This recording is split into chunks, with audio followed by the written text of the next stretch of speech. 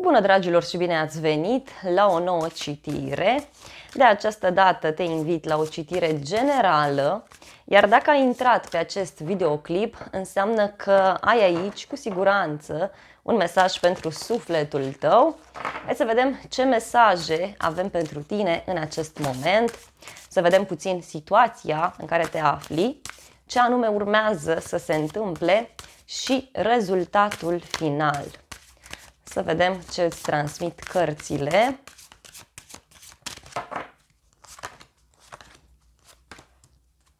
La baza pachetului avem Arcana Majoră, Diavolul, care vorbește, în primul rând, despre o legătură toxică, o relație toxică, poate să însemne chiar și un obicei mai puțin sănătos pe care cineva îl are, dar văd aici o persoană căreia îi place să manipuleze. O relație, văd, care este bazată pe pasiune, o relație care este bazată pe anumite lucruri toxice, dar văd și o atracție foarte puternică pe care cineva o simte față de tine sau tu poate simți această atracție față de cineva anume. Împăratul, bun, o legătură aici cu zodia Berbec sau cu zodia Capricorn, mai avem, așa cum am spus. Este clar aici că poate te afli la un loc de muncă în care nu te simți bine, nu te simți apreciat, pentru că regulile respective sunt mult prea stricte, sau poate ai în viața ta pe cineva care este încăpățânat, este o persoană care ia foarte greu decizii, dar tot acest om, să știi că este o persoană pe care tu te poți baza. Alții văd aici că sunteți pasionați de ceva anume. Poate este vorba de un domeniu de activitate sau este vorba de faptul că te-ai hotărât să iei atitudine și să îți pui acea pasiune pe care tu o ai în practică. Foarte frumos. Să vedem, în momentul prezent avem magicianul, foarte frumos. În momentul de față, tu ai absolut tot ce îți trebuie pentru a-ți îndeplini acest vis. Mai văd aici și o energie a unei persoane care simte că este manipulată. Poate este energia ta, poate este energia unei alte persoane din jurul tău, dar ți-aș recomanda foarte, foarte mult să ai o foarte mare atenție la persoanele din jurul tău în acest moment, pentru că este cineva acolo care te manipulează. Este cineva care dorește să profite de o anumită situație. În egală măsură văd aici că ai tot ceea ce îți trebuie pentru a ajunge acolo unde îți dorești. Încerci pe cât posibil să-ți găsești o relație, încerci pe cât posibil să rezolvi niște probleme legate de o relație în care tu te afli în acest moment. Poți avea aici o puternică legătură cu o persoană care se ocupă cu mai multe lucruri în același timp sau poate să fie vorba despre o persoană care iubește, da, să cunoască câte puțin din fiecare domeniu. Văd pe cineva care este prins într-o situație toxică. Da? Cineva este prins aici într-o situație toxică. Uite. Pentru unii poate să fie vorba de un triunghi amoros. Sau poate este vorba despre niște rude, despre niște prieteni, despre cineva care se bagă în această relație. Următoarea carte, în viitorul apropiat, avem Arcana Majoră, Împărăteasa, foarte frumos, o legătură, văd aici, cu zodia Taur sau cu zodia Balanță. Împărăteasa pentru tine vine cu abundență. Dacă ai întrebat de muncă, aici văd bani pe care îi primești, văd o apreciere, văd faptul că reușești să crești, reușești să înflorești. Poți avea o legătură aici foarte puternică, poate cu o femeie importantă din viața ta. Este o persoană căreia îi place să dețină lucruri, este o persoană mai dulce, mai iubitoare. Este o femeie matură aici care va avea un rol important, dar simt că este vorba despre tine. În viitorul apropiat, tu îți vei face plăcerile, da? Te vei bucura de viață, te vei bucura de acele plăceri nevinovate pe care fiecare om le are.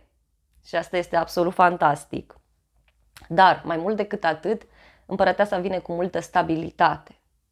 Poate chiar lucrezi la un proiect și să știi că dacă este așa, un răspuns pozitiv vine către tine foarte curând.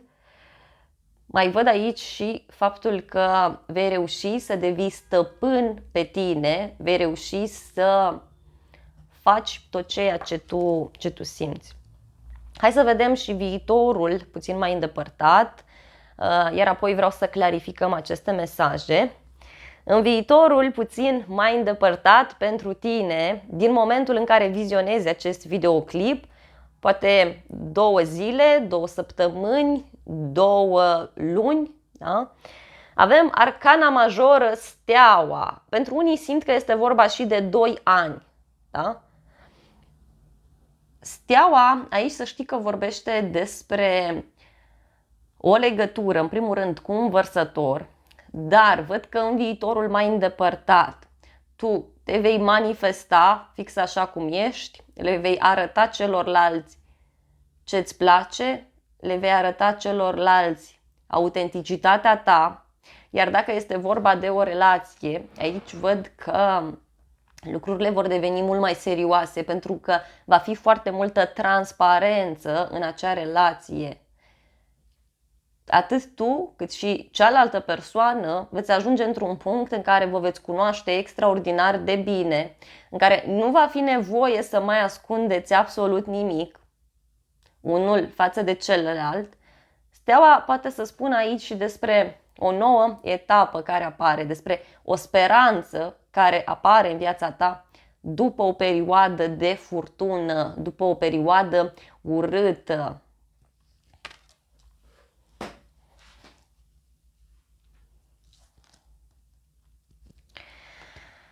Tu aici urmează să treci printr-o transformare foarte, foarte mare. Foarte mare. Discutăm despre faptul că de la persoana asumată, de la persoana așezată care ești acum, să știi că vei deveni mult mai autentică, mult mai sinceră, nu te vei recunoaște. Văd mult curaj pe care îl vei avea, dar unii văd aici că parcă în momentul de față treceți prin această stare de schimbare. Dacă este vorba de o relație, relația devine mult mai clară, mult mai stabilă, relația devine una mai modernă, indiferent ce înseamnă acest lucru pentru tine. Dacă ești o persoană singură, văd o relație cu o persoană pe internet sau o relație la distanță, mai poate să fie aici. Devii o persoană celebră, devii o persoană cunoscută în ceea ce tu faci. Haideți să vedem puțin ce trebuie să știți voi aici, pentru că e clar faptul că aveți informații suplimentare, aveți informații speciale și vreau să clarificăm puțin. Să vedem magicianul, la ce lucrezi sau ce se întâmplă acum în viața ta. Despre ce este vorba, foarte interesant. Cartea vorbește despre surprize, cartea vorbește despre faptul că vei avea aici parte de o rupere, da? De o surpriză, ceva se întâmplă. În momentul de față parcă explodezi, parcă vrei să știi, da, ce faci, dar cartea poate să mai însemne și suferință și atunci văd aici că cineva se simte manipulat, cineva nu prea știe ce să mai facă în acest moment, da? Însă văd niște vești bune care vin către tine. Aici îți spune undeva în 6, 8, 11 sau 13, poate pe această dată sau ceva de genul acesta. Este o persoană, uite, care fuge aici de o problemă, fuge de ceva anume, dar văd și o pasiune foarte mare pe care cineva o are pentru tine. Poate să fie aici o relație la distanță sau poate să fie un drum pe care cineva îl face, nu se simte bine acolo și îți dă de veste, îți scrie, îți dă mesaj. Dacă este vorba de muncă sau de o pasiune pe care tu o ai, în acest moment văd clar faptul că te simți bine.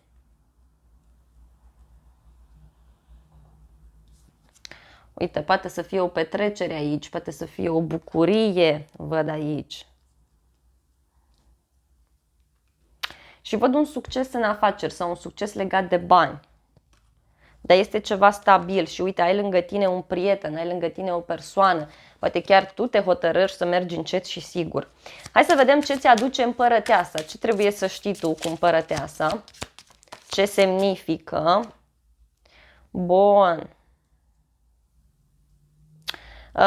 Aici este clar vorba de o persoană foarte profundă, da?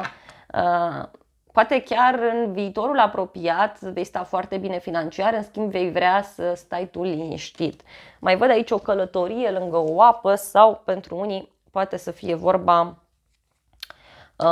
și despre faptul că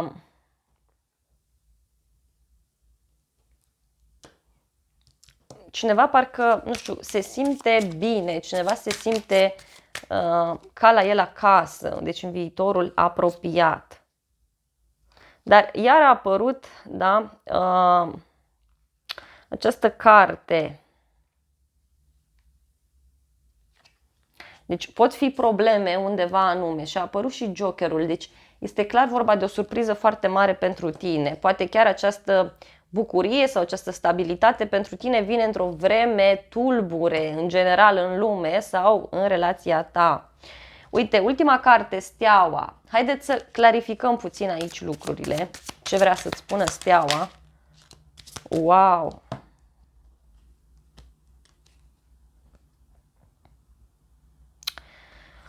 Uite, poate să fie faptul că vei fi foarte bine văzut de către ceilalți, așa cum am spus. Oamenii vor fi interesați de tine sau chiar această persoană va fi mult mai interesată de tine atunci când tu îți vei manifesta autenticitatea. Da? Va fi pur și simplu un moment în care tu vei spune acestei persoane ce simți, ce gândești, se vor clarifica lucrurile. Însă, așa cum am spus, sfatul este să-ți menții spiritul, să-ți menții autenticitatea și uite, este ceva legat de o distanță care se va rupe dintre voi sau, așa cum am spus, dacă ești o persoană singură, poți să cunoști pe cineva care este cumva dintr-o altă țară sau dintr-o altă cultură. Poate să apară și un succes aici legat de străinătate. Dragilor, cam acestea au fost previziunile de această dată. Eu îți mulțumesc pentru atenție. Nu uita să te abonezi, să apeși clopoțelul, apasă butonul de like, funcții gratuite pentru toți și de asemenea te invit cu drag la o altă citire dacă vrei să mai vizionezi sau te invit cu drag la previziunile pe zodii de pe celălalt canal de YouTube. Ți-am lăsat un link în primul comentariu postat de mine, dacă ești interesat. Te îmbrățișez și îți doresc să ai parte de o zi sau de o seară cât mai frumoasă.